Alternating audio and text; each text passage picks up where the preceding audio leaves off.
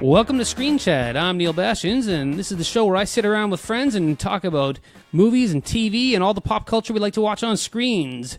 This week, joining me, Alex Watkinson. Alex, say hi. Hello, everybody. And Ben Vickery. Hey, my name got remembered. Ben, I remembered your name this time. I didn't draw a blank. Guess what? I had to go to Alex first because I did draw a blank, and I needed a second to come up with it. I'm going to write it on your forehead the next time. The only thing I don't make it a note.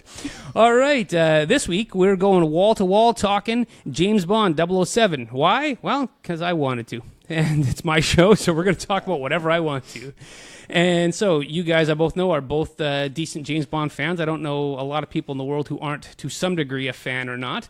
But let's start off right out of the gate here. Most obvious question. Who's your favorite Bond? Ben? Daniel Craig. Daniel Craig. Hands down. Awesome. Yeah. Why? He brought to the role, I think, a little more seriousness. He brought that touch of you can tell he's a sociopath, you know, that there's something just not quite right with him, but he's good enough to survive in normal society. He wasn't terribly over the top in any of his one-liners or his action. I mean, he for me, he was very serious, but a little bit insane and a little bit scary. Everybody else was not. He definitely scary. Does have that little scary that. Yeah. Yeah, I mean, you can believe his Bond might snap and just. It's a different Bond. Yeah. For me, it's I think a little more realism, not that over the topness. You know, that absurdness or camp that seemed to follow in a lot of the other Bonds. But yeah, Daniel Craig, hands down. Daniel Craig. Alex. I'm going to slide into this one through the side door. So I knew this question was going to come up. Of course it's going to come up. This is the question. It is the question of all Bond right? arguments. First reaction was Sean Connery. But then I began to think, I'm not young enough to see Sean Connery when Bond first came out. Mm-hmm. So truly it was my love of Roger Moore's Bond that allowed me to watch the Sean Connery Bond. So to me, if there was no good Roger Moore movies, I wouldn't have bothered to go any deeper into the Bond series. So I've got to give credit to Roger Moore at that point. Roger Moore? He was my Bond. Without him, I didn't watch Sean Connery's Bond. Cannot assail that logic. I would say that Roger Moore was my first Bond. I don't remember watching the Connerys super young. I remember watching the Roger Moore ones on TV, and then as I got older, getting into some of the older ones, going back and watching Sean Connery. I would have to say at the end of the day, when I weigh them all, I probably think Sean Connery. I like his and I guess it by your logic, I can't say because it was the original, because he wasn't my original. Roger Moore would be my original. But he was, just by nature of the way they were making the films, his interpretation was a little colder and maybe a shade closer to the Daniel Craig one, Ben. But I think I also kind of dig, just because I dig his films the most, because I sort of like the retro, like the throwback. No, it's not a throwback. That's the time they were made in, but I just like that 60s feel the most out of all of them. So I'd have to say probably Connery. But I find it funny, though, when you, like, I did a little bit of digging into Bond, right? I know the movie basics, but when you watch that, Broccoli and Stoltzman were involved in so many movies. I think Broccoli was 17 movies. Yeah. And now it's his son and daughter that continue to run it. Right. Yeah, it's a real family business at Eon. When you see the two different Bonds, I don't see the same, like, not knowing that bit of information before.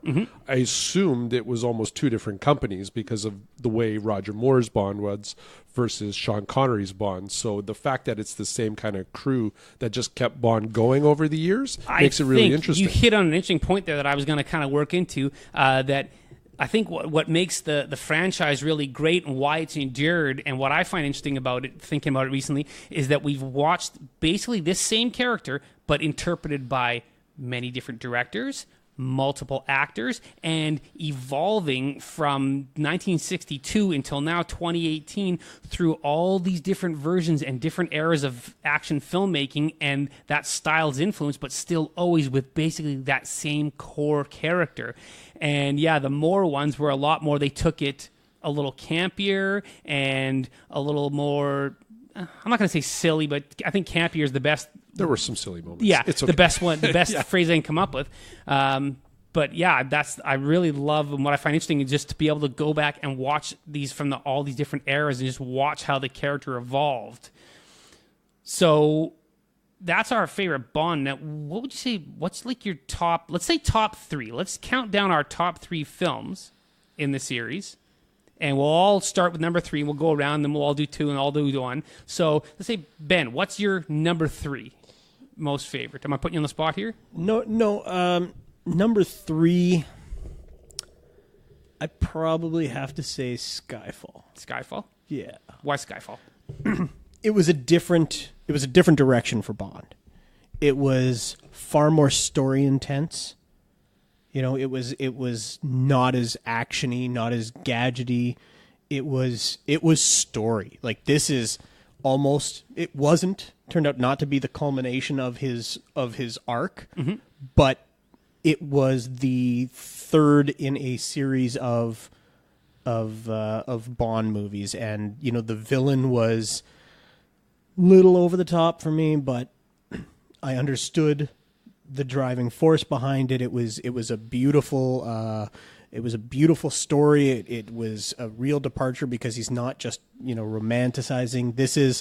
He has to save everything. Like, this is, just like the name says, it's Skyfall. Everything is falling down and crumbling around him. He needs to stop the bleeding. So it was very different kind of Bond, and I felt that it just really came together beautifully, especially with just the way they were willing to give up everything and everybody for it. And it was a good introduction of some new characters to bring in. You know, it was, yeah. To they bring cycled in some new people. M and all that. Alex, number 3. You know what? My top 3 each have a Bond in it. So Daniel Craig and Casino Royale actually fall in number 3 for me.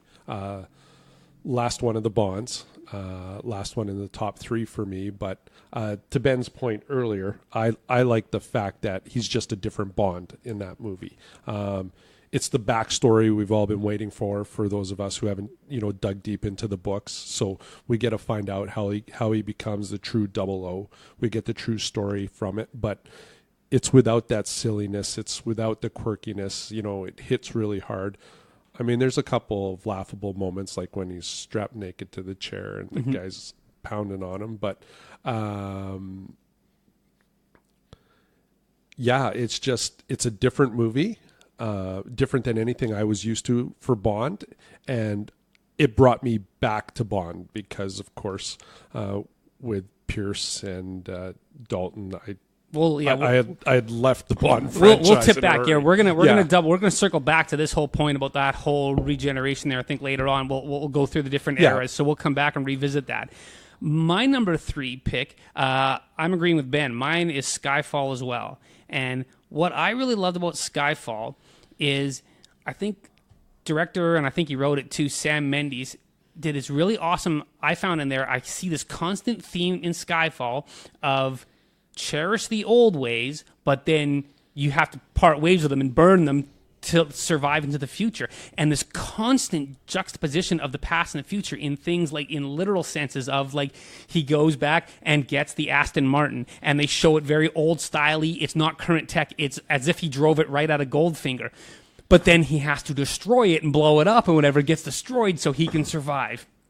And they go to the MI6 building that they've shown since the Brosnan era that we've been living with since about the early 90s. And then they blow that up, and then when they go to their underground bases, well, welcome to the new MI6, which is actually then built in old tunnels, so it's kind of like tripling down on it. And I think at one point Moneypenny has a line of something like new old razor, new face or something, and they talk about old tricks.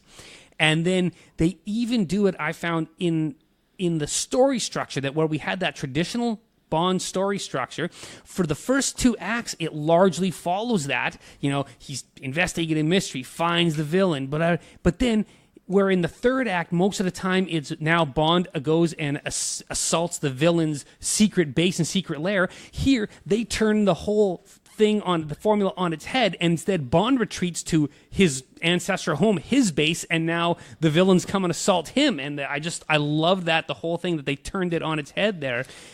Ben? I have one problem with how they did that. I felt they really kind of stuck it to, we can't just make Bond a code name now. I did not Right? like they did bury that, and that was a long thing I held. We'll talk about that Yeah. too. But yeah, it did bury that, but I liked kind of like, even if it did sort of, I think kind of, I snicker at it a little bit going, it's almost like Bond Home Alone. But But absolutely. but I did appreciate the way that they took the standard formula and turned it on its Yes, head. And absolutely love so again, that he's abandon on the like defensive. we cherish the old, but we're abandoning it and doing something different. So Yeah. all right, Alex, what's your number 2? Number 2 for me is Roger Moore, Live and Let Die. Mm-hmm. That to me was the movie that brought me into Bond, that I really enjoyed watching for Bond.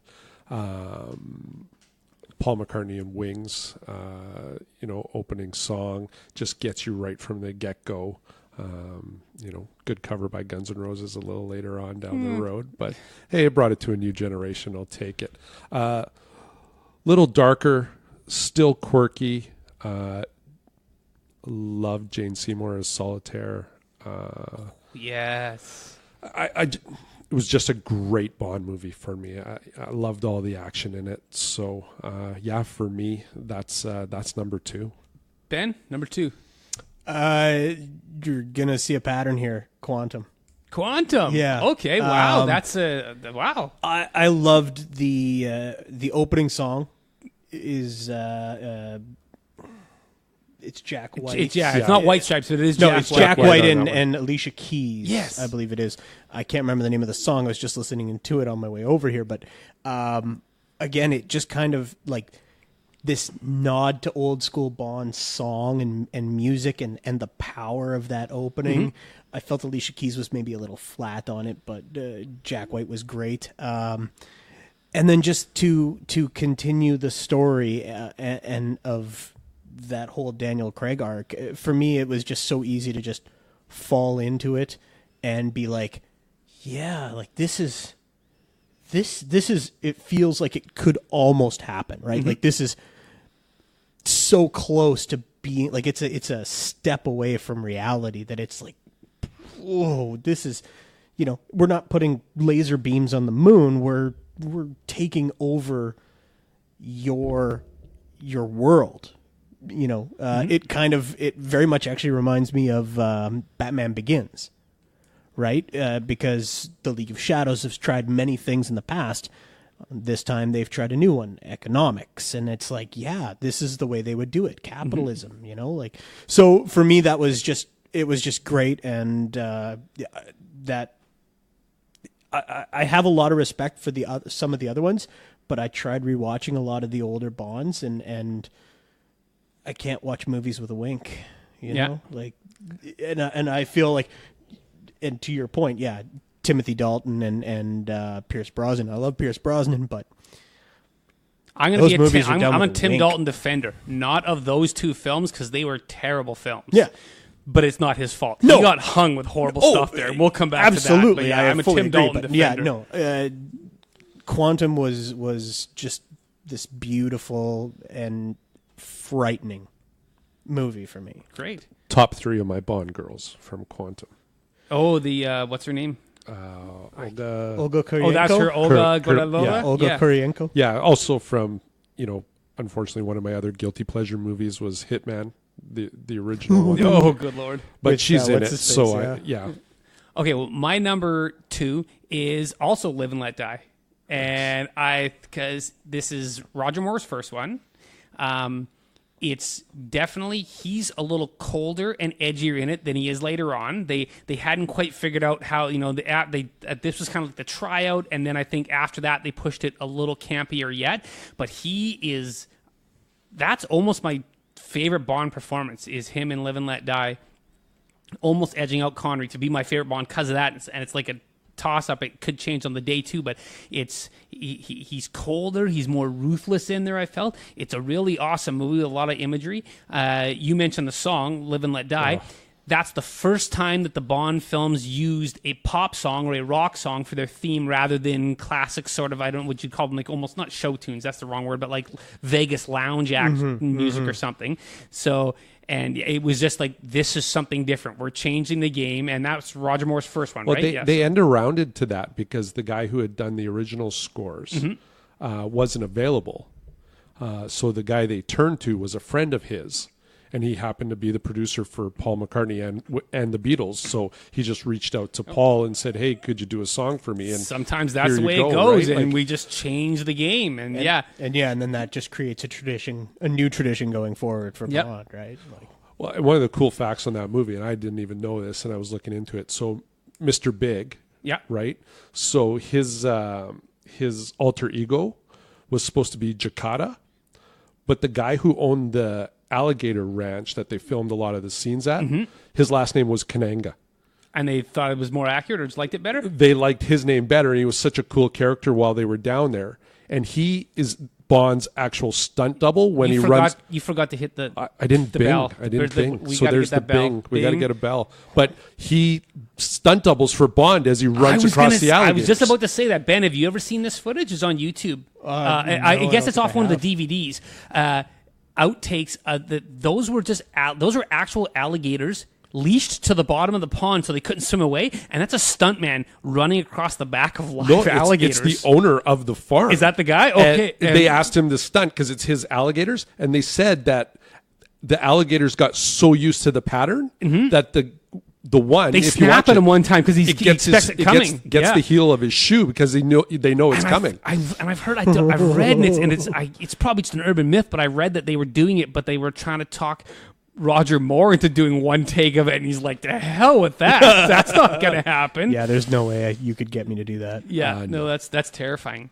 Okay, so I'm going to go ahead then, and I will throw out my number one. My top favorite Ultimate Bond film is Goldfinger. I love Goldfinger. It's the third in the franchise, and I think this is where they really set the formula. Some of the things were in place in the previous two movies, but in this one, they really hit that formula that is the same formula they essentially use all the way through the Pierce Brosnan era before starting to change it with Daniel Craig. It's the first appearance. I think it's the first time they actually go to Q's lab. We'd seen him come out and give him equipment before, but it's the first time they kind of go to the lab and do the gag of we see some other gadgets in the background. It intros the Aston Martin, which is the Bond car. Yeah, that is the ultimate Bond car. Yeah, like later on we saw the Lotus, and then they had other cars, but I think that ultimate prototypical Bond car is the Aston Martin. It's got Pussy Galore, who is the quintessential Bond girl. I think I'll say the preview here, that's my favorite Bond girl, and they really, they had girls before, but she was a really awesome character and tough and everything, and she's that quintessential Bond girl. I don't think Goldfinger is the ultimate Bond villain. I still think probably Blofeld would be that top nemesis of Bond, probably to people that are fans of it and watch it, and he's the most recurring one. But I think you would say that Odd Job is either tied with Jaws or maybe slightly a notch ahead of Jaws for that quintessential Bond villain henchman. Does Jaws win because he gets a reboot in Moonraker? He gets two. He gets two appearances, but if you say to people who's like a Bond henchman, if you hold them up, I think people would be like, you'd have almost a 50-50 split of people pointing at Jaws and people pointing at Odd Job.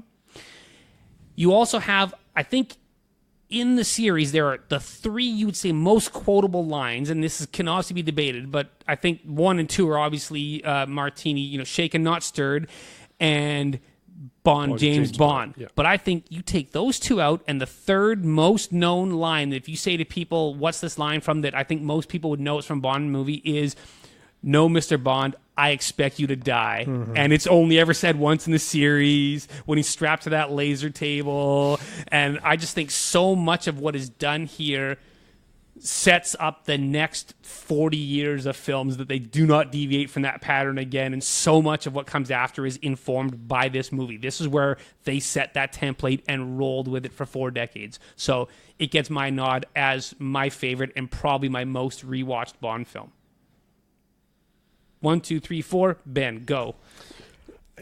It's Casino Royale. Casino Royale. Yeah, Casino Royale. And to clarify, we're talking the Daniel Craig Casino we're not Royale. going to really talk. I've never even seen the Casino Royale comedy film made in the States in the 60s. I have I've never seen it, so I can't speak to can't it. speak to it. twice, So- but I don't remember. Okay, well then I don't we're- remember it terribly. Well. This podcast will not be speaking of this. Any of the listeners who want to leave a comment if you've seen it or talk on that, but we're not going to talk on it today just because of lack of firsthand knowledge. So sorry, Ben, go ahead. Casino Royale, beautiful reboot. Daniel Craig's first Bond film. Again, for me, it's very realistic. It's nothing over the top. There's no wink. There's no camp. We're going to take this seriously. We are going to come at this like it is real life. And you've got a villain who has a physical affectation, I've blanked on his name, but Mads Mikkelsen does a beautiful job playing him. Le Chiffre. Le Chiffre, that's it. Yeah, he's got the eye scar and the weeping blood, and we know he's dying or whatever. He's got his little inhaler, but it's not some grandiose plan. It's not a layer in a volcano. It's I'm good with numbers. I bankroll criminals everywhere. Mm-hmm. And that makes me a force to be reckoned with. Very timely for the time. Yeah. Made in what? Came out in 2004? Something like that. 2004, 2005? Something like that. I want to maybe say 7 even. So it's 2006. 2006. There you go. So it's got that feel to it. It's actiony, but it's not over the top action. None of the gadgets are over the top. The villain isn't over the top. The plot isn't over the top. It's all very realistic, yet it's still very much a Bond movie. The song was okay. I think that's You Know My Name by Chris Cornell. Yes, I think you're right. Okay. It was all right. It wasn't the best song. Again, the background, like you said, when he's tied to the chair and just a very simplistic torture method. I mean, nobody can tell me they can watch that scene and not shudder. Wince. Yeah. Like that is, I don't, man or woman, you watch that and it's, wow. And then the way he deals with it, the way he copes, it's, wow. Like, there is something not quite right with this guy. He's samurai. He's like, I've decided, I've acknowledged that I'm going to die here. Yep. And so I'm going to die for the cause, and I'm not going to give it up. I'm just acknowledging I'm going to die in a lot of pain right now. Everything I will do in this job, I will do on my terms. Everything he does is on his terms. I mean, they do these subtle little setups for the Daniel Craig James Bond, where it's, he knows where M lives. He knows her real name. He knows her passwords. And she, at one point, goes, how does he know all this? Like, it gives that, okay, so he is wickedly smart. He is devastatingly charming. And he's just a little off his rocker. Like, you really need to be afraid of this guy because he won't stop. He crashes into an embassy to get a guy back. Mm-hmm. That was in that one, right? That's correct, yeah. So, I mean, like, that's sovereign soil, and he has no regard. He will get his mission accomplished no matter what. So I just felt that this was a great new direction for Bond. Avoid the camp, avoid the cheese, and especially after Brosnan and Dalton's unfortunate fiascos, I think this was the best way they could do it. Let's strip it down to its bones and see what we can do with just serious acting, Awesome. Alex, number one. Well, you kind of stole my thunder, but I mean, it's close for me. It's between Goldfinger and Diamonds Are Forever, but Diamonds Are Forever was basically made to bring Goldfinger style movie back to Bond, right? So they're almost right down to Shirley Bassey singing the opening chorus, right? So no, I'm with you when you think of everything, and even when you think of, hate to say it, but when you think of Austin Powers and some of the spoofs on Bonds, Yeah. a bunch come from that movie. Thunderball, of course, is the main Austin Powers spoof, but yeah, it's your quintessential Bond. Sean Connery's charming. Pussy Galore is the not just the eye candy. She's a main character with a main role. She plays an important part. Felix Leiter's involved in it. It runs through everything, and it's just a great movie. And seeing that early on, I know that would have hooked me on Bond. I would have been in for the long haul anyways. That's a go-to movie every single time. And I think it did hook a lot of people. I think with adjusted dollars, I think it's still like the number 2 or 3 when they adjust the box office, and Thunderball is like number 1. But yeah, and I mean, Thunderball gave us everything, right? They gave us Spectre, right? It gave Austin Power everything. You watch this old gray-haired guy walk into a room and sit down, and there's a man whose face you can't see stroking a cat, and then he calls him number 2, and it's like, I have seen this movie, but it was a lot funnier. Yeah. Now, that's interesting. Okay, you mentioned Thunderball a couple times there, and that's going to segue me to something I was going to bring up. Now, are either of you guys aware of the controversy around Thunderball, around the writing of it? No. Okay. And also, through the writing of this, I guess I'll start at the beginning. Thunderball was originally intended to be the first Bond film. And before they had developed Dr. No, Ian Fleming was writing novels, and then he was talking with some friends about the idea of developing Bond for films.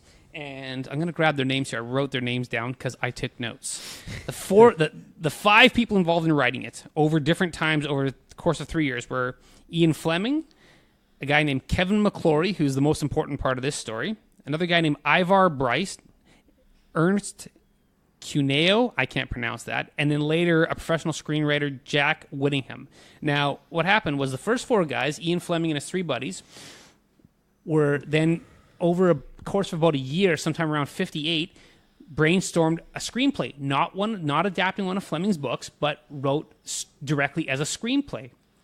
And they went through 10 different drafts, and then eventually the 2 guys, Ivar Bryce and Ernst Cuneo, sort of dimed out, and who knows what their contributions were.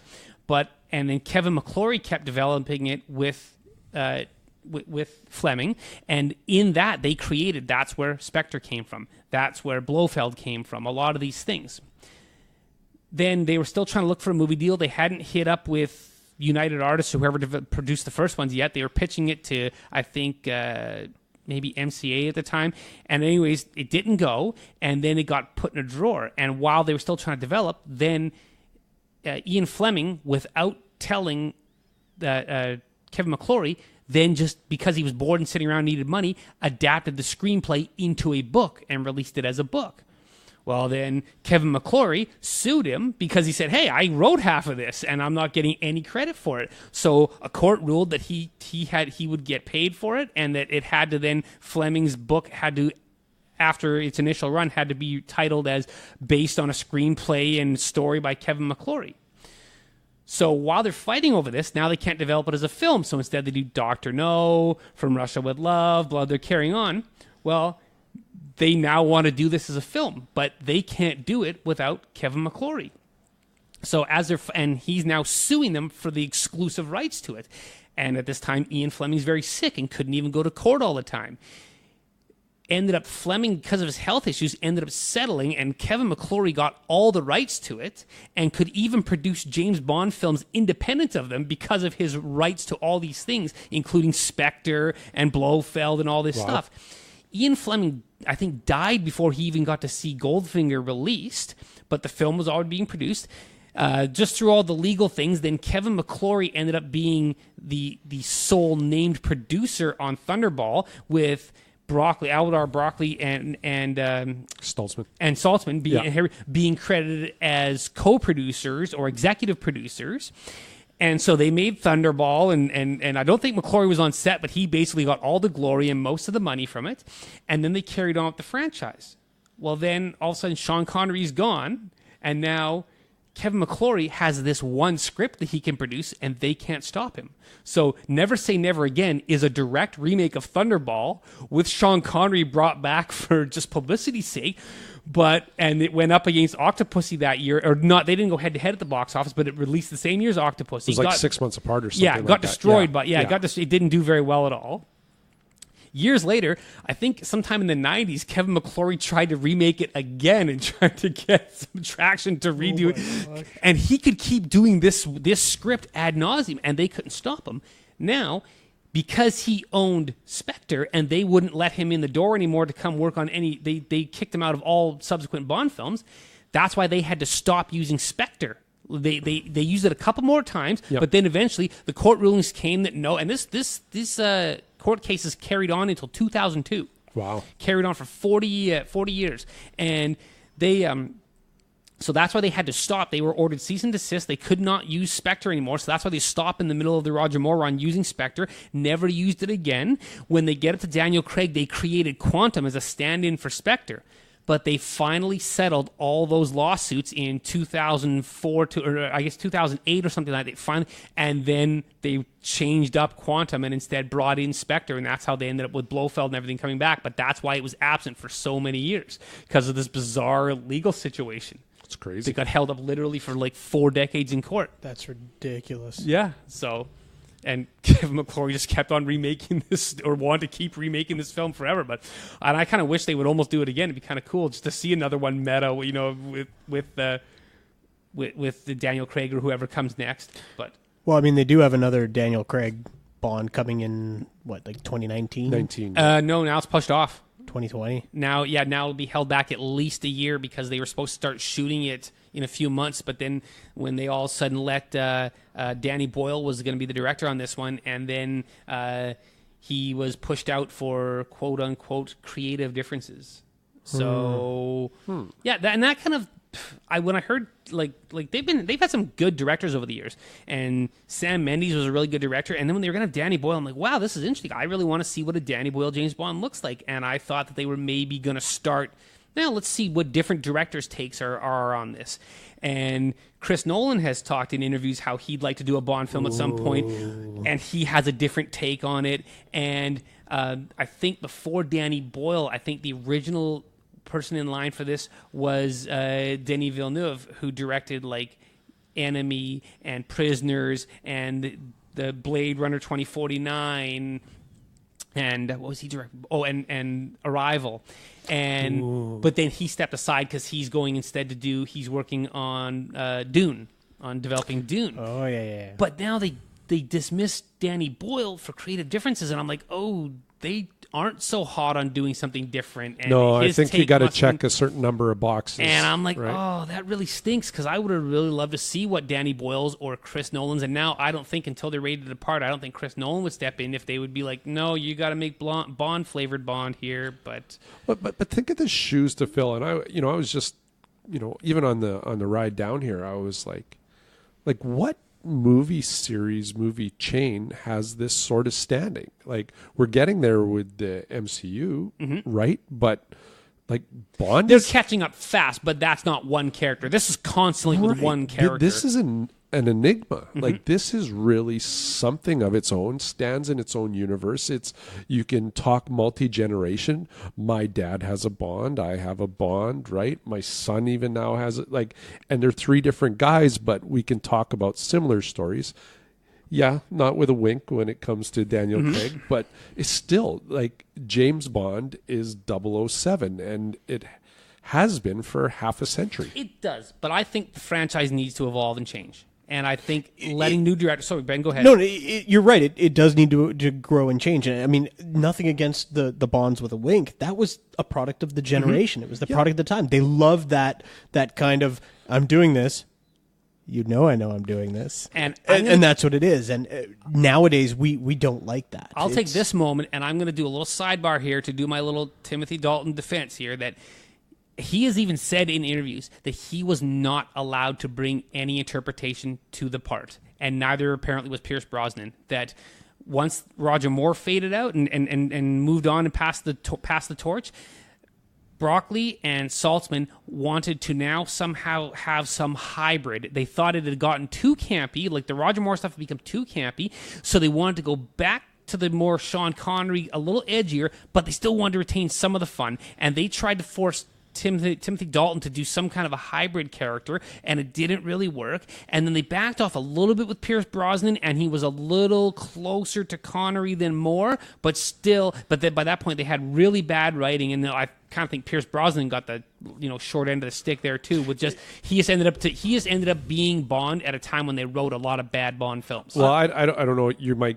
go there because it's where you tend to go, but I have a guilty pleasure Bond movie. Oh, yeah? Go for it. It's Die Another Day with Pierce. Whoa! Okay, wow, this is a safe space. There's no wrong answers, but wow. Yeah, you know what? Like, again, and I've talked about this in previous, like, if there's a Bond movie I'm going to watch while commercials are on and I can get some stuff, Halle Berry as Jinx, not going to complain, right? Pierce Brosnan, the Ice Castle, right? The invisible car? The invisible car. Let's take the gadgets right out the window. Yeah, whipping across, the big car chase on the ice there with the laser beam chasing them. Yeah, completely over the top. But again, if it's a guilty pleasure where I've got laundry to fold and it's on TV, it's staying on TV.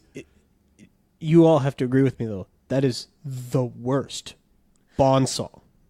I would just say Die Another Day by Madonna. By Madonna, terrible. With her auto-tune. That is the worst Bond song. I'm going to do you one better. I'm going to say that's the worst Bond.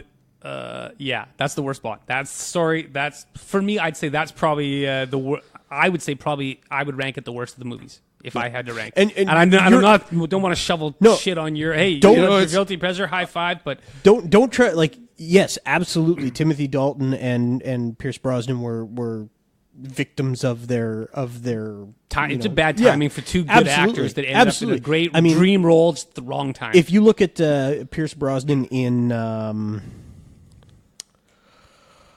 Thomas Crown Affair, the Thomas Crown Affair, it's one of my standing stock jokes that the Thomas Crown Affair is Pierce Brosnan's best James Bond movie. Absolutely. I mean, it's beautiful, and it's no action, like no fisticuffs or anything like that. But it's a lot of the charm, some gadget, lots of charm, like just oozes charm and just intelligence. It's almost like you go, what if we did Bond without killing? Yeah, and just or fighting he's a thief. Even instead he's fighting. just a gentleman thief. Yeah, cat burglar. Yeah. That's basically what it becomes. But I would say. But then, I guess, and the reaction to Die Another Day was so. Terrible. That came with terrible. So terrible. That then the franchise has over time often done this overcorrection where all of a sudden there's such a reaction that then they go hard the other way. And they came out and earlier when we were saying about our favorites, I would almost sometimes say that Casino Royale is almost my third favorite Bond film because I really love Daniel Craig and that change in direction. But when I look at it, honestly, the change in direction on Casino Royale is very reactive. This is James Bond in a post-Jason Bourne world. That Die Another Day, it was the last of the campy ones, and it got so bad, and then in between Die Another Day, we get the Bourne Identity and the Bourne, whatever the part 2 is. Supremacy, Supremacy, I think you're right, yeah. And when you watch Casino Royale, it's not directly aping Jason Bourne, but it's absolutely, the editing style is a little closer to it. It's rougher, and it's definitely a reaction to Jason Bourne. And this gets into what I was getting at a few minutes ago about how the franchise really needs to evolve. That I feel I've liked half of Daniel Craig's movies, but I just think overall his time as Bond, and not his fault, obviously, this is the producers, has felt very reactive. That Casino Royale and Quantum of Solace feel like reactions to Jason Bourne. And actually, there's an interesting thing here, another side note. The best way to watch Quantum of Solace and Casino Royale is back-to-back as one film, as one 5-hour film.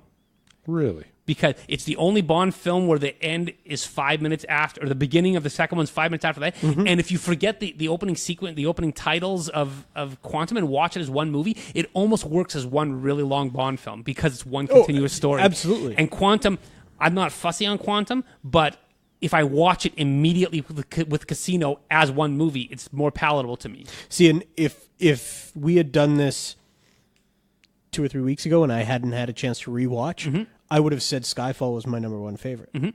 But then I went back and watched it, and I watched Casino Royale and Quantum and Skyfall and then Spectre, and I went, this is different from what I remember. Yeah. This isn't exactly what I remembered it being. I gave Skyfall the nod over Casino just because it's not only I like Craig, but I kind of liked all that juxtaposition of past and the future and all that theming. I thought was really it was really layered in there for me. But then, like I said, that Casino and Quantum very much feel like reactions to Jason Bourne, but then Skyfall and Spectre are like reactions to Mission Impossible, to the rise of the Mission Impossible franchise back to prominence in the mid-2000s. And all of a sudden, it's a team thing where they've now bring in such a larger group. It's not Bond on his own, as he would have sidekicks before, but now it really feels a lot more like, and we're sussing out traitors inside, and we have to have a team. And Spectre is almost...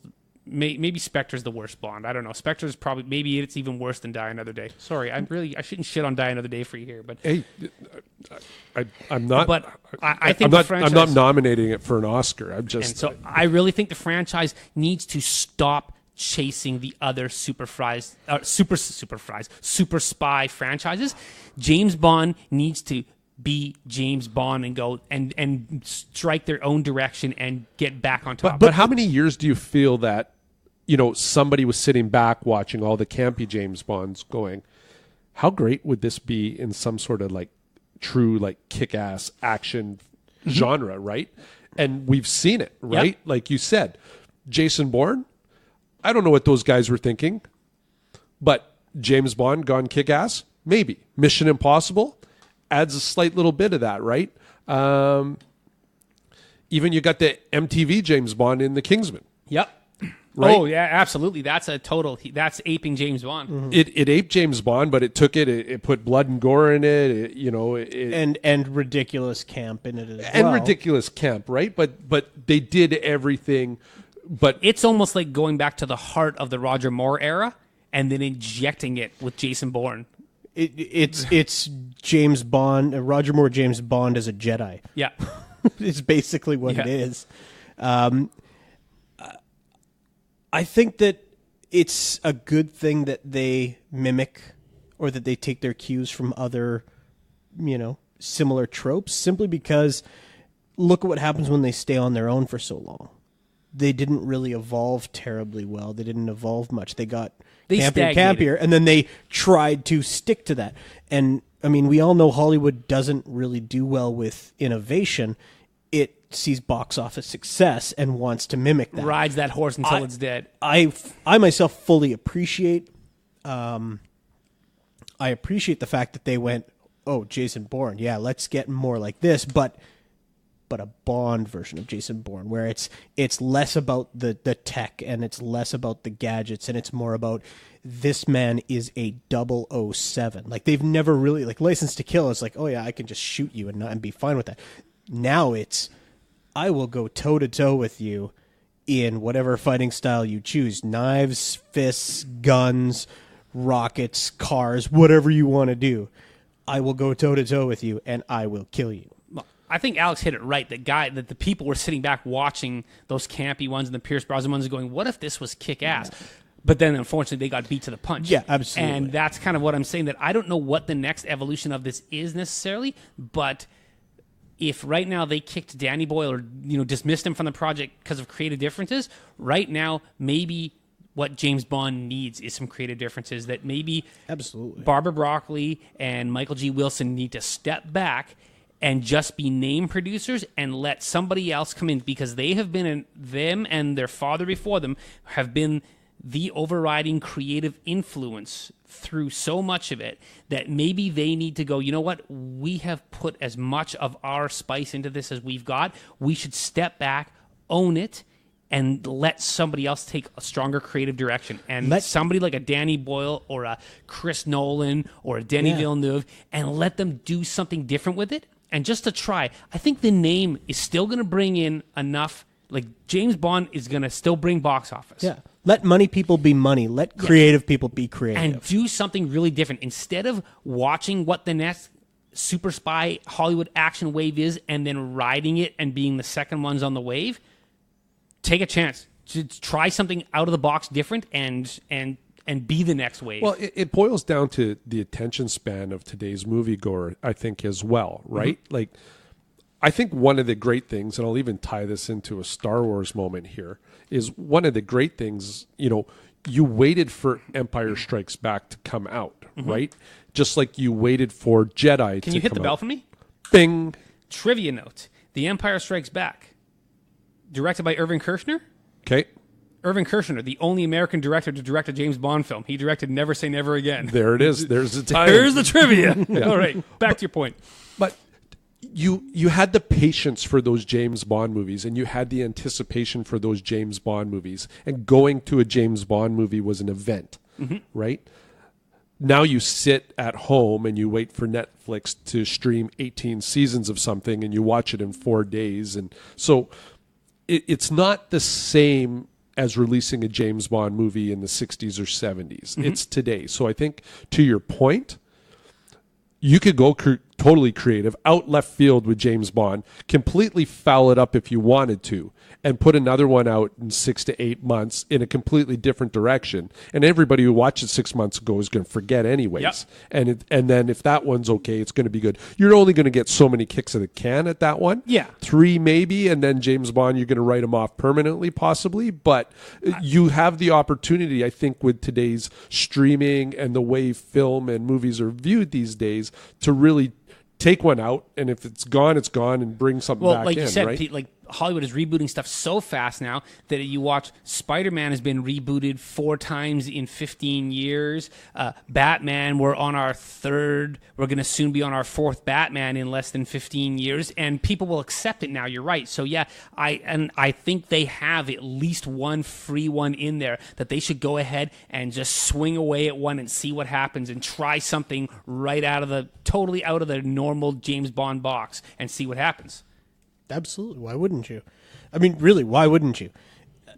As long as you put out it might be different, but as long as it's good, as long as you let people do what they're good at, absolutely. I would watch something different if he's going to be more cat burglar or whatever, or, that kind of spy. If he's going to be more True Lies kind of spy, or is he going to be a Jason Bourne kind of spy, or what's he going to be? And let him. And I think this fits in perfectly with that rebooting James Bond. Anytime there's a new character or a new actor comes to play him, we know it's going to be different. Like, they almost need to take a Doctor Who moment here. Yeah. And just Did you know that there is sorry to cut you off, there is a fan conspiracy fun theory that James Bond is actually a Time Lord of Gallifrey? Yes. I've seen that one. Yeah. I think that's fantastic that he just changes up all the time. I love it. Sorry, go how ahead. Goofy. But no, just each Doctor is its own person, right? So let James Bond be James Bond. Sorry, more importantly, let 007 be 007. Yeah, and I think that they've sort of been opposite, where with Doctor Who, especially since the restart in 2004, you know what, strike that. Always throughout the history of Doctor Who, that the producers have allowed the incoming actor to create a completely new character, and that's something that up until Daniel Craig, they did not. The producers were trying to shape what they were getting, and especially with Pierce Brosnan and Tim Dalton, they were really trying to shape what it was and not let them do a thing. But yeah, who comes in next needs to, after this next one, which is still going to be Daniel Craig, whatever happens next, they need to let them be their own thing. What should that be? Can they kill off James Bond and move it to just a 007, move it to 008? No, you have to keep it. I think you have to keep it as actual James Bond. But he's right. He's exactly right.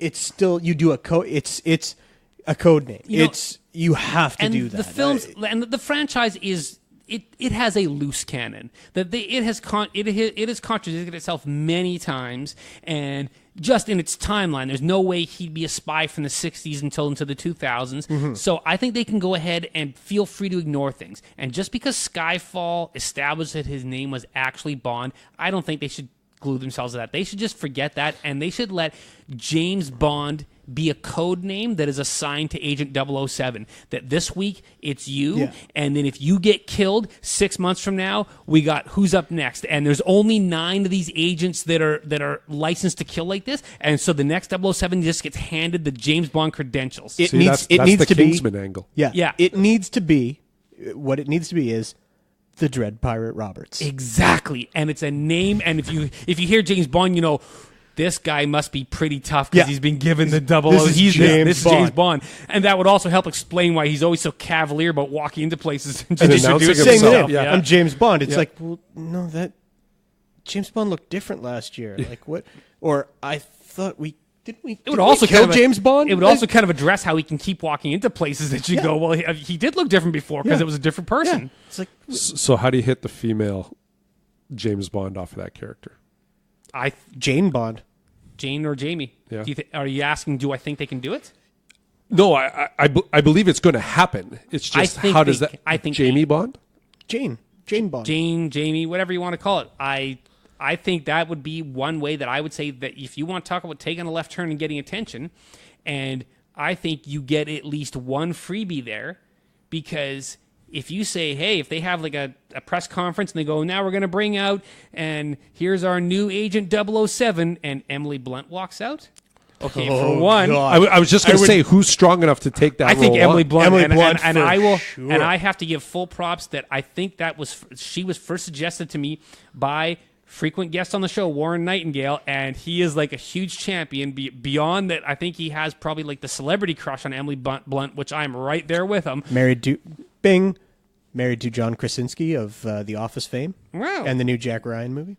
Interesting. Or the new Jack Ryan TV show. Yeah. TV show. But I think she'd be great at it. She's tough. She's shown acting chops to play these similar types Edge of of roles. Tomorrow. Edge of Tomorrow, Oh, so good. And I also think you get a freebie in terms of like, you know, when if they would announce this, okay, any media person that craps on this, people are going to jump on going, are you a Sexist. misogynist? Yeah. Why can't it be? So you're going to get at least one free one. And I think the box office, at least the first time, might be the highest box office ever for a Bond film because everybody be curious. People that support it, people that think it's a dumb idea, everybody's going to be there the first weekend or the second weekend so that they can all be part of that conversation, and it would be a historical thing. And I think it would blow up the box office. Whether it works or not, who knows? I could be completely wrong, and it could be a thing that you look at and go, maybe not so much. But I think you get at least one freebie.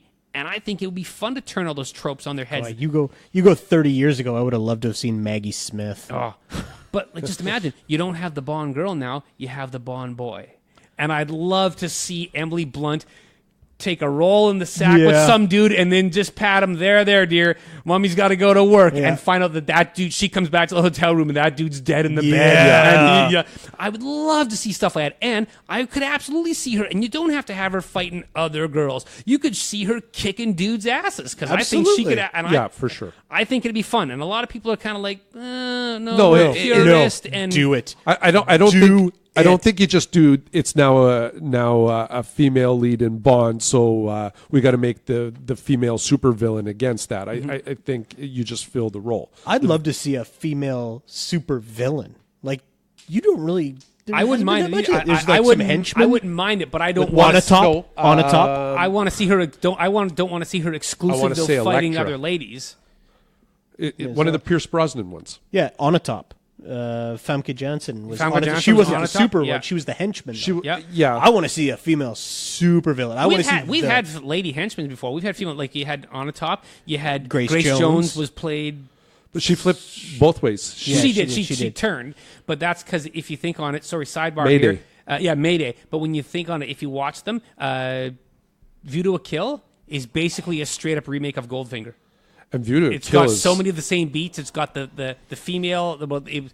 Pussy Galore, but now it's Mayday. She flips. It's taking the villain's plot is to destroy U.S. natural, or not natural, but a resource, microchips versus gold, to drive up the value of their own private supply and so on and so forth. But yeah, sorry, go ahead. I mean, no, like that View to a Kill is my 80s Bond, like all the way. That's right in the middle of pop culture. Duran Duran, View to a Kill. I'll say controversially, it's my favorite, or maybe not controversially, it's my favorite Bond music. Really? Song. Top Bond theme song, View to a Kill. View to a Kill, Duran in Duran. the car every time. All the time. I think it's better than Live and Let Die. Chris I'm gonna take heat Walken on this. Yep. Right? Like, it's total pop culture. Chris Walken as the bad guy, right?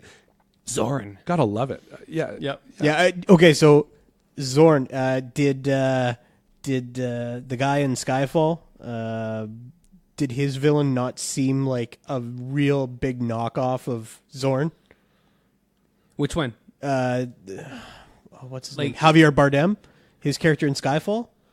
Did he not feel like a real knockoff of Zorn? I've never thought of that before. The white blonde hair, the But was his personality like that? He no, I don't think his personality was much. But he was his look. I never thought on that. He before. was very soft and almost effeminate in his speech patterns and the way he talked, and it was. I mean, it added a lot of creepiness to him. But I felt it was very much an homage to Zorn, simply because just because the way he walked, like the way he looked, his whole look, and that it just seemed very. Because I mean, you take Javier Bardem, who's very swarthy and dark, and then you put blonde hair on him, and it's just like, oh, there's some. It looks strange. What they do to this guy? Yeah, like there's some, and then later he takes his teeth out, and it's like, that's gross. Yeah. But I actually almost like to see. I wish they would do this. Imagine if you did do Emily Blunt, and you did Jane Bond in the opening, in like the cold open, just to throw people off. And if you could somehow film it in secret, I know you can't keep secrets in Hollywood nowadays, but imagine if Daniel Craig's in the opening as James Bond and gets killed. In the in the pre-credit that would be sequence, great. and then immediately after you latch on that idea of you're the next 007. Here you are, newly promoted, and she's taken over. No, absolutely, the best intro. That would be the greatest way to do it, is just to kill off the old one and be like, "Yep, this is now a code name and an assignment." Have the old style circle move. Yeah, with the gunshot go off and have Craig drop. and just feed in from there. And that'd be very symbolic of, we're changing shit up. This ain't gonna be your daddy's James Bond. No. But I don't even know what they do now that we know he's locked in for one more. I don't even know what they do now, because like Spectre was so bad that it's all, and since this is his last one, it's like this is almost like they're just bunting. They're just like, and we're just doing one more. I want to say the opening scene of Spectre, one of the best in Bond. Is that at the parade? The single long shot. I'm a sucker. I'm a sucker for long shots. This one was faked hard, but it must have been. I do like single shot, like continuous shots like that. But yes, the plot of Daddy Loved You More Than Me. Wow, swing and a miss. I was turned off heading into this thing because they did. And I don't know why Hollywood producers or Hollywood studios want to do this sometimes, or it's the promotional people. And they did the same thing a couple years earlier with Star Trek Into Darkness, where they were talking so hard that this was not going to be Blofeld. No. What's his name? What's the actor's name? Oh, Christoph Waltz. Christoph Waltz. He's not playing Blofeld. We know this one's called Spectre, but no. He's not Blofeld. You get in the movie, I'm Blofeld. Except in context of the film, that means zero to anybody in the room, in the story, and it's supposed to mean something to the audience. In the film, he may as well have said, I'm Pee Wee Herman, for all the effect it has to the characters, because it's like, okay, you're Blofeld. Okay, so you have a different name. And in the world, Blofeld had been a non-thing in Bond films for so long that hardcore fans would know it, but they already knew this going in. This was going to be, you didn't fool anybody. Mm-hmm. A lot of people on their phones in the movie theater going, what's the reference? And young people would have been like, you hear crickets, and it's supposed to be a huge moment, and it's nothing, because either you know what it is or it means nothing to you. Yeah, it's the con moment all over again. Yeah, and it's like, I liked a lot of things about that movie, but that just the whole the ultimate plot line was like, this is the buildup of 3 amazing movies, and it's supposed to all wrap up in this, and it's like, this is awful. And so did they have a choice but to not drop him off a cliff at the end of this next one? Well, they won't, because they're never going to send an audience out of a theater that way. Like, you could kill him in the beginning and transition, but they're not going to kill him at the end, and then people go, what happens next? Studios You would have to not do it at the trust beginning. audiences. They would think it'd be too confusing to audiences, and honestly, it would mean nothing. If you just killed Daniel Craig and had him make a noble sacrifice as Bond at the end of the film, it's kind of like, okay, whatever. And you probably actually would confuse some audiences. They'd be like, well, now what? And they'd be looking for a post-credit scene where he's not actually dead. Right. Yeah. Either that, or you do like a opening scene of him retiring and handing it off. I mean, you don't necessarily have to Double kill him. O's can't retire. Double O's retire in a pine box. Personally, I'd love to see them kill him off, but I mean, if you want to chicken out and If he's go gonna, the if soft he way, somehow agreed to come back, like, if they're, hey, Dan, we'll give you $1 million to come do 1 day shooting 3 scenes. Now you got to kill him. Yeah. You got to, because you're killing the expectations too. You're then Absolutely. going, guess what? This is what we're doing here. Man. Yeah, no, see, you have to do it in the beginning of the film. Yes. I was almost sitting there Yes. thinking in my head, and I'd never thought of this before, that if you said to hell with it and you kind of rip a page out of Marvel's book and you actually have Daniel Craig get killed and make the noble sacrifice at the end of this film, and then you do a mid-credit sequence, you roll the main part of the credits, and then all of a sudden in a mid-credit sequence, Emily Blunt is promoted in a secret scene they filmed and not told anybody. Here's the, you're the new 00, and that's how you announce it, and then people flip their shit. Now they're waiting for the Yeah. next movie, right? it's possible. I don't think they're could be going to done. do I don't that. think you could do I it. don't think there's, now, I'm going to qualify my statements here. Like, I'm a supporter of I would like to see the idea of Emily Blunt as a James Bond or any female James Bond.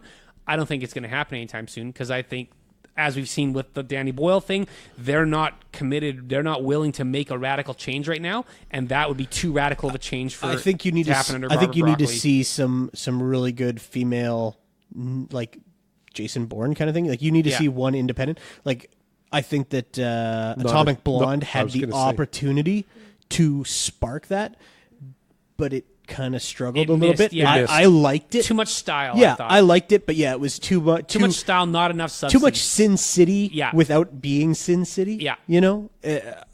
I think you need to see. We need to see one of these, like Aeon Flux missed, Lucy missed. Yeah. Like, you had Ghost all in these the Shell. Ghost in the Shell missed. And I it's mean, unfortunate that James Bond, then, Jane Bond could be the one to be the hit, and that could get back to what I was saying about how they could be leading the game again.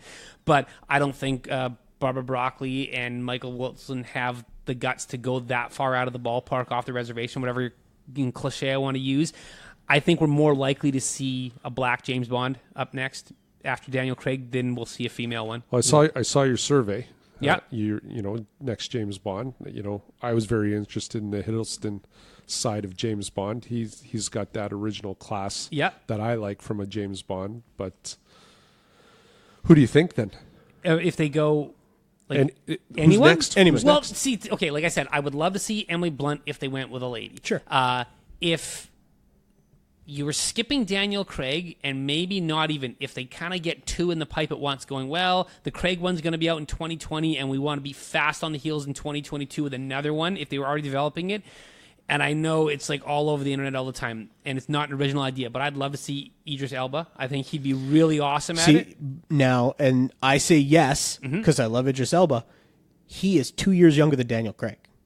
True, but I will quote one of my favorite film and television writers, a guy named Mark Bernardin, black dude, and he has said many times, "Black don't crack." And when you think about, you watch a lot of black actors, they look 40 forever, and then all of a sudden they turn 85. So Idris Elba Okay, can absolutely pull this off, because look, Morgan Freeman looked the same for years, and Yeah. then all of a sudden one day came out and looked 85.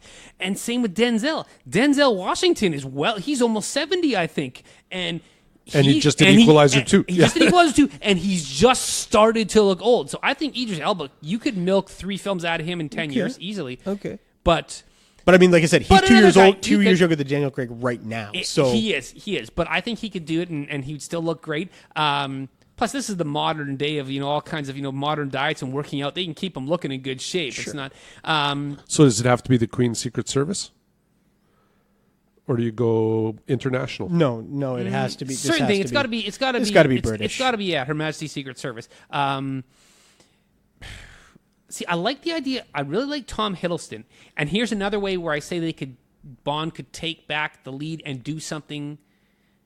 In this case, actually, it would not be original, but the first one, it would be better than what's already been done, and nobody even knows about it. And I'll play my card here in a second. I would say I'd love to see Tom Hiddleston cast as James Bond, but set in 1965, and with the visual aesthetic of like A Man from U.N.C.L.E. Yeah, exactly. But nobody saw A Man from U.N.C.L.E. Man from U.N.C.L.E. stunk. I've seen Man from U.N.C.L.E. 3 times. Oh my God! People would be saying, "Oh, they copied Man from U.N.C.L.E.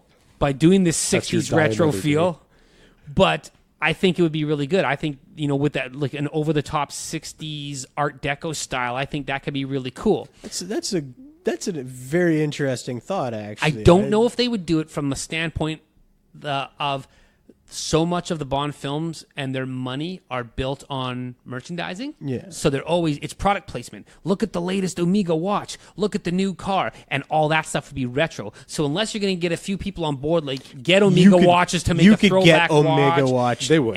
They would absolutely. And would Aston Martin agree to have like, oh yeah, hey, we'll put the most famous Aston Martin of all again back on screen, and we'll still sell our new ones as long as our name's on there. But I think that could be fun doing a retro one. And I got to say, full disclosure, that idea was originally suggested to me by my brother Corey, who is a monster Bond film and a big listener of the podcast. But he originally, I think years ago, said to me, Tom Hiddleston as, or I don't even know if he said Hiddleston, but I think he suggested doing Bond as a throwback to the 60s. Sure, he's got that timeless class. I think that would be awesome. Other than that, I don't know. Who do you think? I've been thinking about this a lot recently, and I came up with, you have 3 Toms. Hiddleston was one. Yeah. Hardy was another. I thought you were going to say Hardy. Okay. And everybody, Hollywood loves, or people love Tom Hardy. People do love Tom Hardy. They want him to be in things, and I really like him when he acts, but a lot of the things that people know him for aren't his best stuff, But, sorry, go ahead. I think in the future, it's not going to be any time in the next, 3 to 5 years, but Tom Holland. Huh. Tom Holland? Tom Holland's like 13. No, he's not. He's 21. Yeah. But he looks 13. Yes, that's why I said not right now, but he is British. He is. And it was one of those things where I was thinking about, I'm like, what British actors do I know that could fill this role? Now, Marvel and Disney own him for the next 20 years of his life, but he has the genetics of looking young. So they'll own him for the next 5 to 10. No. More like 10. Like you're talking 5 to 10 at the most. Yeah. Then it'll wind up being Miles Morales, and they'll whisk him off. Yeah, but man, fast. That's actually interesting, because if Tom Holland, if his time as Spider-Man is successful and he continues, that'd be a guy they go, well, here's another name, and that would be and for him, just to put myself in his shoes, a lot of actors, once they've played a role, for quite a while and become known for it, they want to change it up. Daniel Radcliffe, after he was finally done with Harry Potter, he has now mainly done a lot of more indie stuff and weird stuff. Horns was off the charts. Swiss Army Man. Swiss Army Man. It's beautiful. Bizarrely strange film, and I loved it. It was super fun. Sorry, go ahead, Ben. My last, I have one more, and I can never remember his name. Nigel? From the Harry Potter movies, he was the dopey little friend. Yeah. Have you seen how he's changed since I've the movies? seen him on some lists of potential Bonds. He is like gotten crazy good looking. And what's his name? Nigel? I can't pull think it of up on his your phone if you want. Yeah. But I would say to finish your Tom Holland point, actually that could be a thing, that if he's done playing Spider-Man, in 10, 12 years, and he's kind of always been kind of the aw shucks and doing Spidey, he might be looking for a turn as here, I'm going to pull a gun and put one between somebody's eyes for a change. Absolutely. But that'd be interesting. I've seen that kid. I've seen that young fella. He's he's landed on top 5 lists before of people that could be James Bond, the next Bond. But I don't know. Again, if you were saying, find this guy. Oh, sorry, Matthew Lewis. Neville Longbottom was his name. It was his character in Potter. Neville. Okay, there you go. Matthew Lewis. That guy got like crazy good looking, and got like shredded. He grew into his face. Yeah, he did. He grew into his looks, and Like, look at that. Oh, look at that. I've watched all the Potter movies. Yeah. When you said Neville, I was like, as James Bond, we're going the wrong direction here. We might as well bring Dalton back. Yeah. No, but Hey, this is not a Tim Dalton hating podcast. But wow, yeah. If Timothy Dalton is listening to this classy. podcast, yeah, he's got some Bond. if anybody listening knows Timothy Dalton or somehow has some 7 degrees of Timothy Dalton separation, tell him that I'm a big fan of his. Shut up. We don't forgive him. Nothing to be forgiven. It was not his fault. Exactly. And if We he wants to forgive him. come It's on the not his podcast and talk about Bond or his time on Doctor Who or anything. We love you, Dalton, We love just you, not Tim as the Bond. Dalton. Yes, and it was not your fault, Tim. Yeah. Okay, just really quickly, the Roger Moore appearance on the Muppet Show. Yeah. Do you remember that? Yeah. Where he walked through the park singing "If I Could Walk with the Animals" and all the little spy Walk with Muppets the came animal. out. Yeah, and that's he's like beating him up. hilarious. That's a fond Bond memory for me because it's not James Bond. Yeah. It's Roger Moore, but it's Roger Moore. They're as playing- James they're Bond. leaning they're into what he's really known playing as, to it. yeah. I just love that. But Man, anyways. I had a lot of fun with those Roger Moore movies. So Moonraker. They were fun. They were the perfect tone for me growing up at that age. Because when I probably found them, on TV with my dad. When I was me and my brother found them when probably, I was about 10 and Corey was about 8. And so, from 10 to like 14, 15, maybe even younger. I might have even been younger. They were the perfect tone at the time. I could watch these movies, and it was a great intro to the character. I have so much love for them from when I was a kid. I really have a hard time now. When you watch them now, it's- they don't age well, and Yeah. and I have to watch them with nostalgia goggles on. But Hey, the older first, they are, one of the first scenes, Goldfinger is say goodbye, Dink. The men have to Oh, talk, and she man smacks. talk. He It's- smacks Holy- her on the can ass you- and sends it away. I don't And- even know and if you could show Goldfinger at classic film series now because I people would cringed. freak. I know. or the number of times he pressed himself on a woman to get a kiss. If you watch, they don't overtly say it. They just sort of imply it in Goldfinger, but in the novel, it's actually said.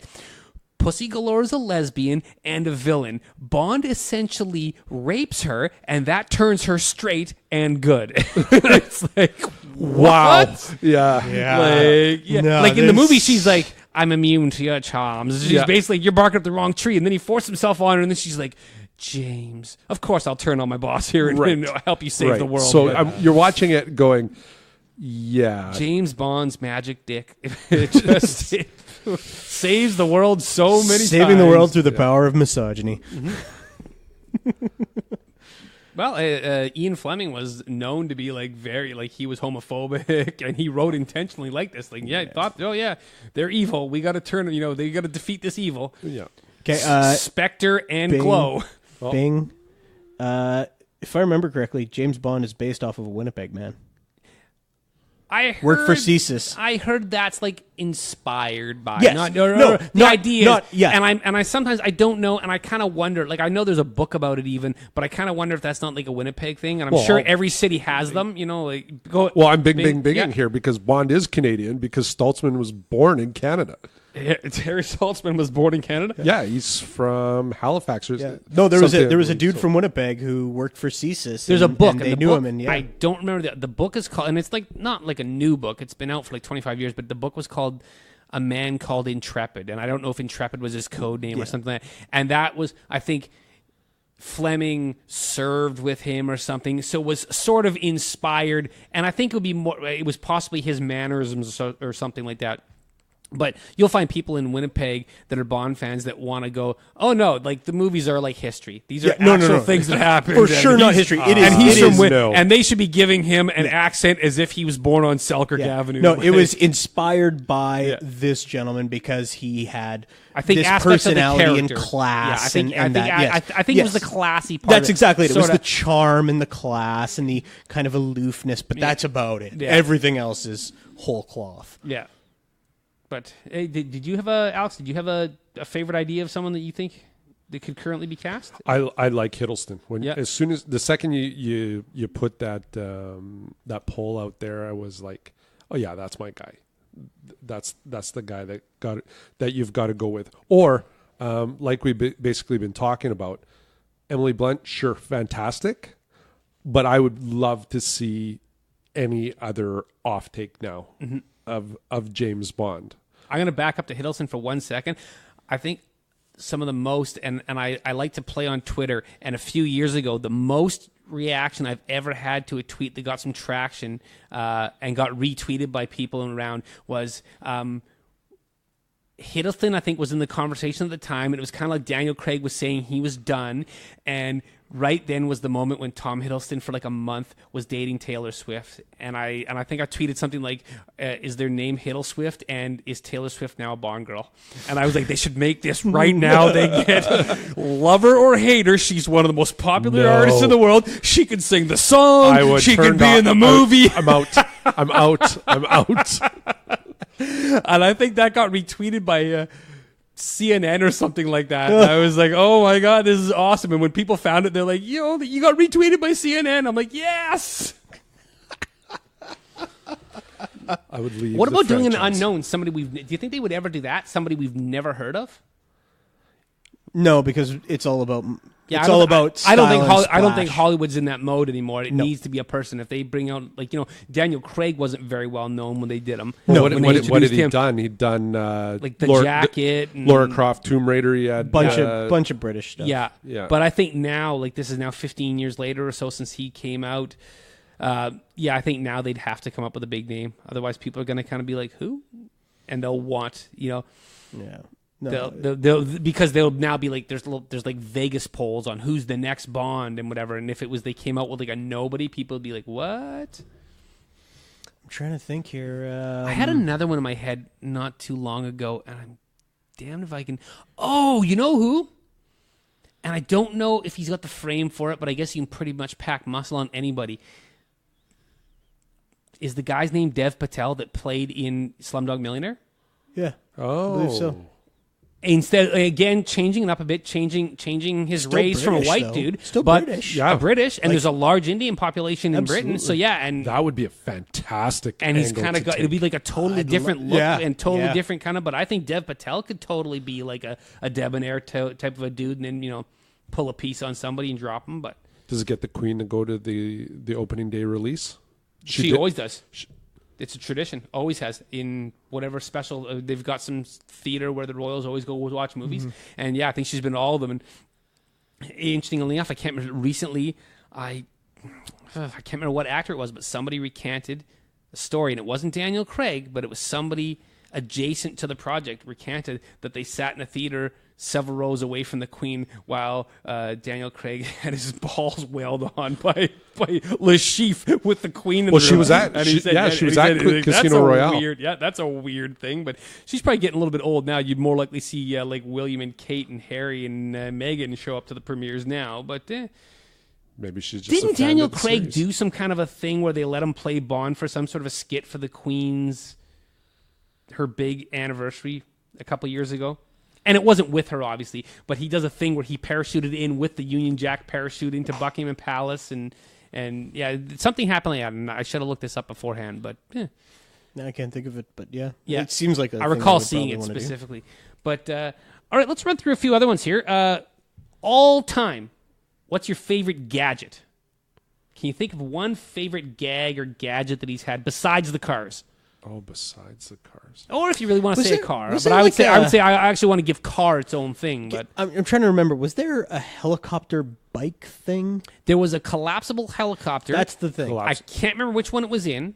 I think that's one of my favorites. In one. I think it might be in You Only Live Twice or something like that. The jetpack from Thunderball? The jetpack, which was a real-life jetpack. Was a real-life jetpack, yeah. I kind of dig in Casino Royale. Even don't say your favorite. Just throw out some favorite gadgets, memorable ones. The car had the biosensors, and it could like monitor his blood and do all the things. It'd be like, okay, you've been poisoned, you're gonna die, so you need to get the thing. It's like, okay, that's a gadget that makes sense of having in a car all the time. I'm gonna go way back to the From Russia with Love. I loved his briefcase that had like gold sovereigns hidden in it and like a throwing knife, and it had like a magnetic thing to hold talc that if they opened if they opened with the wrong combination, it would like tear gas them. But it was just kind of this is a practical thing and a little more believable than like a laser beam watch. But yeah, I like the exploding watch. Mm-hmm. The exploding pen I thought was kind of ridiculous on Goldeneye. I thought that was a little ridiculous, but The exploding car was great. Which one was it? Oh, was that Like the all Lotus? of them? Was that the Lotus with the ultimate anti-thief? The guy cracked the window and the whole car blew up. The whole car blows up. And people go, ah, no, Not the car. not the Lotus. Yeah. Okay, favorite car. Do you guys got a favorite car? Mine, I'm going to say the obvious. I like the original Aston Martin DB5. That's the quintessential Bond car for me, and it's still my favorite. Yeah, I like that one, but that one that they released in Quantum or Skyfall. The later the Aston. The Aston Martin there, that thing was just... Yeah, the current Aston Martins are really, really hot. No, it was Casino, I think. It was Casino. Casino. They had one in both, I think. Yeah, it was... Oh, boy. Yeah, that thing was V12 they had in sexy. Casino was a crazy, and it wasn't even a gadget. Well, it had the, like you said, it had the bio thing. That's it, but and it that's didn't about have guns or nothing like No, that. well, it yeah, was just it a had car. a gun It was in his the gun. thing. It was like a glove compartment gun holster, Yeah. but it didn't have like machine guns or smoke bombs or anything like that. No, it wasn't. It wasn't overly tricked out. Alex, it was just what's your favorite one? The invisible car in Die Another Day. I love the Lotus. I'm not going to lie. Lotus? I Yeah. love the Lotus. I mean, again, the traditional Bond car, if I think about the Bond car, it's the Aston, right? But from just a sexy car, yeah, I love the Lotus. The Lotus was the one that turned into a sub, right? It is, yeah. Okay, let's hit up some of our favorite Bond girls. Let's throw that out. I think that my personal favorites are the ones that are not ridiculously named. I thought that. A lot of vagina. No, I did like Xenia Onatopp. Yeah. Just because she was really psychotic. Mm-hmm. I liked I like when they Vesper. I like when they can kick ass and it offsets the ridiculous name. Yeah, yeah. Like I think my favorite is still Pussy Galore because that's the most on the nose of all the Bond girl names. But you know, aside from what we've already said about how Bond turns her and whatever, and that was like that's filmmaking of that time and that's storytelling of that time. But she has a lot of she kicks ass in the story. She is a prominent part of both the villain's plan and then Bond's foiling of his plan. Neither of them could have acted without her. She's crucial to everything in the plot and holds her own. I like Vesper Lind. I liked Eva Green as Vesper. Yeah, she was really good. Yeah. And you said it already, Olga Kurylenko. Oh, yeah, she in was Quantum. a wonderful balance of ass kick and vulnerable at the same time. I'm gonna have to pull up her name because I've all of a sudden drawn a blank on it. So again, Jane Seymour as Solitaire for me is Seymour, definitely up there. That awesome. If we're talking about like kick-ass Bond girls, Pussy Galore, almost top of the list.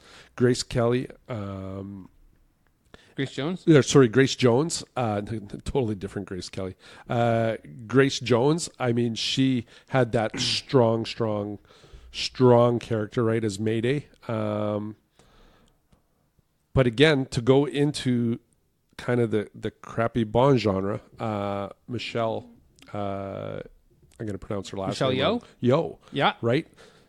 From a in the mix, get it done Bond girl. She's got to be number one or number two. She was also an agent. She kicked ass too. She kicked just as much ass as he did. Yeah, I really dig Isabella Scoporo from GoldenEye. The Russian, she worked at the satellite facility, and she's like the main drive of the whole thing. Yeah. She doesn't get killed in the end, whatever. No, I liked her because she seemed, if I'm, it's been a few years since I've seen it, but I think she had some agency in the film. She drove the plot a bit, and she wasn't just there to look pretty. I just rewatched it. Yeah, she was brains and a bit of looks, and she drove that. She drove that story for pure sex appeal. Monica Bellucci. Yeah. Inspector. But she's very underused in there. Like she's in there and then gone right away, isn't she? Yeah, pretty much. But I mean, still a bit of an impact. Pushed the story along. I kind of felt they cast a big name there. They totally did, and just did away with her right away. Yeah. No, I really liked actually Léa Seydoux And as much as I don't like Spectre, I like Lea Seydoux. I almost wish it would have been a better film for her. Yeah, her character felt a little forced. I kind of thought they were almost... Before I saw the film, though, I thought Spectre was actually going to be a sort of a pseudo-remake of On Her Majesty's Secret Service, which we'll bring up here for a second. I sort of forgot, never mentioned this earlier. I want to talk about it, that's the only one-off actor. That was George Lazenby. It's also... I don't... Have you ever watched it? Do you recall watching it ever? Years ago. Long time ago. It's super... he breaks the fourth wall, because in the opening scene, he's trying to, get with some girl on the beach, and then he gets interrupted by would-be assassins, and he defeats them. And as he hops in his car to race away, Lazenby looks straight into camera and goes, "This never happened to the other fella." And I was like... And when I saw it, I'm like, oh my God, that's awesome. He said that? Yeah, he totally breaks the fourth wall. They're just like, yep, this ain't Sean Connery. And I thought it was a hilarious way to address it. Wasn't Top Secret kind of a shot at Her Majesty's Secret Service? I'm sure a lot of that was Top Secret, all those things. Well, obviously Austin Powers later on was fully owes its existence to Sean Connery and to James Bond. Oh, owns most of it, yeah. So you're not a big Christmas Jones, or what was her name? Oh, Denise Richards as Christmas Jones. Oh my God, that was terrible. Beyond terrible. She's horrible. Like, come on, you're casting her like where you see some of the other women like Isabella Scaporo was believable as like a computer scientist or whatever she was. Oh, I don't want to crap the nuclear physicist. Yeah, Denise Richards. Oh my God, like she'd have trouble pulling off the brains for a sorority bunny, but they made her a nuclear physicist, and it's like, no, this is just like. Somebody at the studio must have had a crush on her, and they just wanted to put her in the film to get her on set. Like, I don't know. I'd have to look back at who directed that one. But yeah, this is kind of like, I want to hang out with Denise Richards and try to hook this up, because she has no business being in that film at all. That was bad casting, because it felt forced. And I mean, it doesn't matter who you put in the role. If it's not going to work, it's not going to work. No, she was terrible in that role. No. I look forward to the day when we can sit here and compliment a female Bond and say how the Bond boy was awful and didn't have the brains to pull off his role. I can't wait for that day. And they have to cast Chris Hemsworth as the Bond boy. You know that would be so. I was thinking the exact same thing because of his role in Ghostbusters. His comedy chops are similarly so good. In a really horrible movie, but he's good in it. The remake of Vacation. And he has a similar, like about a 10-minute role in there, playing like a dumb, good-looking dude, and I think he could do it, and not play quite as dumb and ditzy, whatever. Roll it back a bit, but yeah, have him be some guy that works someplace that she sleeps with just to get some information out of him, and she's kind of like, yeah, you're cute. Here, no, there, you stay here. Mummy's gonna go to work, and then later on they come back and find him dead in the hotel room. I would love that. That would make me like cheer, and not that I want to see Chris Hemsworth die on screen or anywhere. But I just think it'd be so awesome, and he'd be good at it. Oh, he would totally be great at that role. He would embrace it fully too. Yeah. Well, guys, this has been really awesome. We're starting to run into 90 minutes here. This is a long episode, but awesome. Any final thoughts? How has Bond impacted your life, Ben? What's in 1,000 words or less? Avoid toxic masculinity. You know what? Good. We should talk about that just a little bit. Just how this. It's the old Bonds. Yeah, like we have a nostalgia, and we love these things. Like Alex said, some of the things that the dialogue and the actions in Goldfinger. Which, when I say it's my favorite one, but. With all films of all genres, stuff like Gone with the Wind is incredibly racist when you watch it, but you have to understand it was of its time. Blazing Saddles is one of my favorite comedies of all time. Could not be touched in today's. But toxic and the new films do tend to fall prey to it as well. That they do. It is still subtly there. I mean, he has. You see it. He kind of forces himself on a couple of these and audiences and people, fans tend to kind of give it a pass, going, "Oh, but it's Bond." I will give him credit. I will give the franchise a lot of credit. In Spectre, when she is she's drunk and she passes out, he's like, "Yep, nope, you're drunk. I'm not. I have nothing to do with you. You need to make these decisions sober." Because he could kind of press the issue, could have, but he still is. You are not making wise decisions. This is not happening. But so overall, the franchise I will say it has grown. It has, and it has to continue. It has far to go yet. But, yes, absolutely it does. But yes. Awesome point, Ben. I'm glad you brought that up. Alex? I don't want to be the rude counterpoint to that, but to me it was the charm, right? I've got a face for radio, was always the awkward little guy. But once I learned how to talk, once I learned the right words to say at the right time, I'm not going to lie, different doors opened for me. Things changed, right? So, well, charm is still on side, though. I Right. mean, charm and being debonair and being suave, acceptable. Those are okay. But then it goes too far. yeah, then they push it one step too far. And it's just that I started working in warehouses. I was always kind of a blue collar guy. And then my career choices took me a different path, and I ended up as not just a suit and tie kind of guy, but a well-dressed suit and tie kind of guy. And man, I love it.